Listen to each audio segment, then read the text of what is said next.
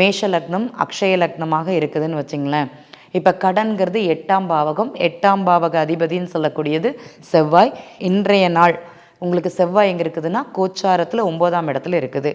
இப்போ பாக்கியத்திற்காக கடன், தந்தை மூலமாக கடன் அப்படிங்கிற ஒரு அமைப்புங்கிறது இந்த காலகட்டத்தில் இருக்குமானா இருக்கும். கடன் சுமை அதிகமாக இருக்குமானா இங்கே இல்லை அப்படிங்கிறது சொல்லலாம். ஆனால் இந்த கடனுடைய தன்மைங்கிறது ஒரு ஜாதகருக்கு அழுத்தத்தையும் போராட்டத்தையும் கொடுக்குமானா கண்டிப்பாக கொடுக்கும் அப்படிங்கிறது உண்மை. இதை அவங்களுக்கு ஒரு இடத்துக்கு போக முடியாது இந்த கடனால் அப்படிங்கிற பிரச்சனைகளை கொடுக்குமானா கொடுக்கும். ஏன்னா பேசுறது வைக்கிறது எல்லாமே கடன் சார்ந்ததாக இருக்கிறதுனால அவங்களுக்கு கொஞ்சம் ஒரு அழுத்தம் போராட்டங்கிறது இந்த காலகட்டத்தில் இருக்கும். உதாரணமாக ஆரூட லக்னம்ங்கிறது மேஷ லக்னமாக வந்தது அப்படின்னா நான் சொல்லக்கூடியது.